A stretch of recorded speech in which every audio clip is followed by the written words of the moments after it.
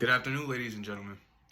My name is Jordan Simmons, and just real quick, let me go ahead and challenge your perception of what it means to be an engineer. As often we associate engineers with individuals who design bridges, construct buildings, or make complex algorithms in Python, but that's not always the case. What if I told you that each and every one of you in the audience, and especially around the world, is in fact an engineer?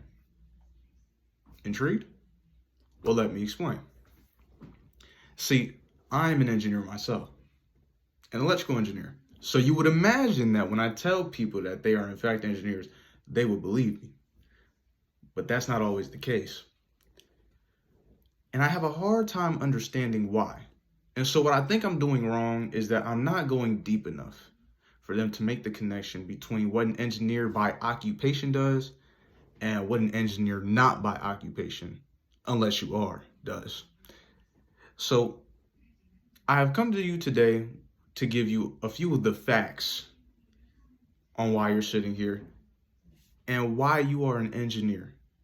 And hopefully, most definitely, I will change your perception of yourself to being an engineer. So, firstly, let's consider the innate ability that we all share. It's critical thinking. Critical thinking. Engineers are known for their problem solving, but so are you. It's a human skill. We all do it naturally. Whether you're troubleshooting a malfunctioning appliance at home or navigating the challenges of a demanding job, you engage in critical thinking every single day. When you think about where the remote is because you lost it, your first thought is to trace your steps back. That's a good example right there. And you probably do that quite often. I mean, most people don't use their remotes now. They just use their phones. But if you lose your phone, then you got to think about where it goes. See, but this ability to analyze situations and find effective solutions is the hallmark of being an engineer and being human. Human, engineer, so the connection is there. But now, why is it that when I say you use critical thinking skills, the first thing I always hear is, well, everybody does that. You would be proving my point, right? But now this is where we further go into it. In the Merriam-Webster dictionary online, the definition of the transitive verb, not the noun, of an engineer is to contrive or plan out, usually with more or less subtle skill of craft. Such a convoluted way to say it, but let me simplify this for you. Now, if you're an organized person with a daily schedule, then you would fit the criteria of being an engineer, as it is a process to get ready for your day. And whether you think of it or not, there is a set process in how you do it. Here's your example. I set an alarm to wake up in the morning because I'm terrible. And I make sure I set my alarm at 8:30. You caught it? There is a reason and a motive and a plan. I need to get up in the morning. I need to be up by 8:30. And I set an alarm to make sure that I wake up at 8:30. It's not a methodical process, at least by nature. It's not too difficult. It's something that you do as second nature, something that you take for granted. But it's what makes you an engineer. Because that process of thinking is what makes you an engineer. And so all you have to do is formulate a plan or an idea, which brings me to my next point.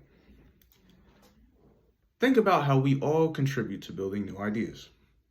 Engineering is not just about constructing tangible structures. It's about innovation and creativity.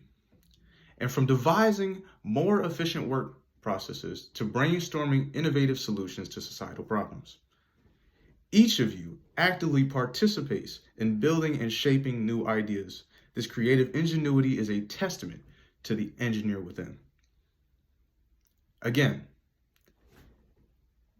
sometimes you lose your phone, you got to think outside the box. Sometimes it's not easy to find it just rubbing your hand around the couch or inside the crevices.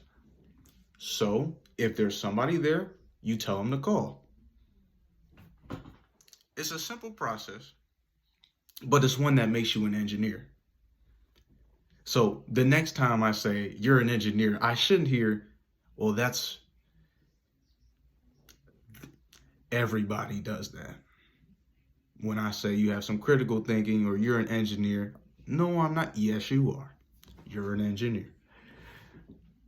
And lastly, engineers are characterized by their determination to learn and adapt. What does that sound like? Do you all learn and adapt? In a rapidly evolving world, the capacity to acquire new skills and adapt to changing circumstances is crucial. And each time you embrace a new technology, master a new hobby, or acquire a fresh set of skills, you are embodying the spirit of an engineer, a constant learner and adapter. These three traits, and we could just run back over: critical thinking, building new ideas, adaptability. These are the things that make you an engineer. And so I urge you to recognize the engineer within yourself. The ability to think critically, building new ideas, and adapt to change are the foundational traits of being an engineer. And now that we know that each one of you possess these qualities, embrace the title of an engineer, not as a profession, but as a mindset that empowers you to tackle challenges, innovate, and contribute to building a better future. Remember that the engineer in you is not confined by a degree or a job title. It reflects your inherent capacity to think, create, and adapt. Thank you.